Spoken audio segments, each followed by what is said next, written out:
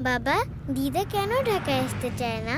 ঢাকায় যেমন তোমার বাড়ি, তেমনি দিদার বাড়িও ওটা তাই। আচ্ছা বাবা, তুমি কি ছোটবেলায় দিদার বাড়ি যেতে? হ্যাঁ। তুমি দিদাকে বেশি ভয় পেতে নাকি দাদুকে? দাদুকে। দাদুকে? আচ্ছা বাবা, তুমি বাবা দাদুকে কেন? ছোটবেলা থেকেই ভীষণ অপছন্দের একজন মানুষ। ঘুমের রাজ্যে চোখ দুটো যখন বিভোর, তখন প্রতিটি অঙ্ক ভুলের হিসেবগুলো ছিল যেন এক একটা দুঃস্বপ্ন। এই হচ্ছে পড়াশোনার অবস্থা। বড় হয়ে ঘোড়ার ঘাস কাটা ছাড়া তো কিচ্ছু পারবি না। ঠিক করে কর। রাগে, অভিমানে সারা রাত ঘুম হতো না। একটা মানুষ এতটা নিষ্ঠুর হয় কি করে? ভালো লাগতো না। আর বুক ফুলিয়ে বন্ধুদের কথা দিয়ে কথা রাখতে না পারার লজ্জা, তা তো ছিল হরহামেশার হতাশা। কোথায় যাচ্ছ? আব্বা, ওই রাসেল আর জন মিলে আমরা ভেবেছিলাম একটা ফুটবল। হ্যাঁ, 100টা টাকা যদি। যাও পড়তে বসো।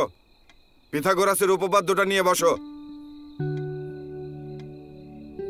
বাবাকে ছোটবেলা থেকেই দেখেছি ভীষণ কৃপণ।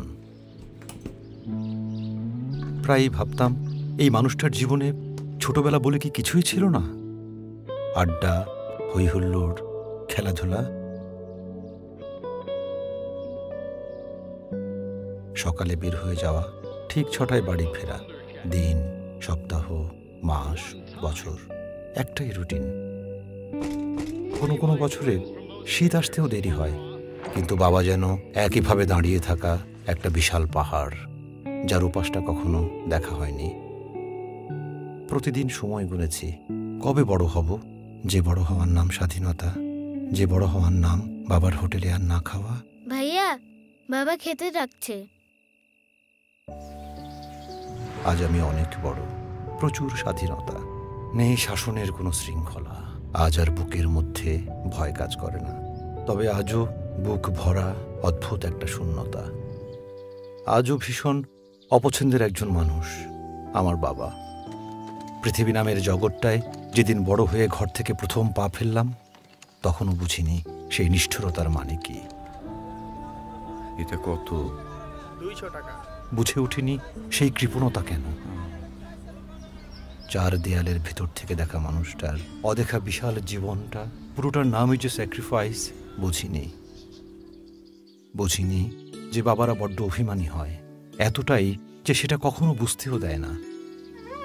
আর তা না হলে যেদিন প্রথম বুঝলাম, সেই সুযোগটাই বা না দিয়ে কিভাবে হারিয়ে গেল। সবই ঠিকমতো চলছে বাবা, তুমি চিন্তা করো না। তুমি বলতে কারো জন্যই কখনো কিছু আটকে থাকে না। থাকেনি বাবা, সব চলছে তার আপন নিয়মে।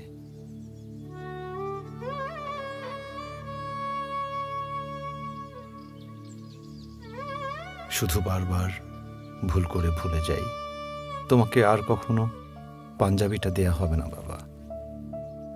পৃথিবীর এমন সব বাবা যারা ছায়া হয়ে থাকে পাহাড়ের মতো, যার উপাসটা কখনো দেখা হয়ে ওঠে না। অলিম্পিক ইন্ডাস্ট্রিজ লিমিটেড সেই সকল বাবাদের জানায় বিনম্র শ্রদ্ধা।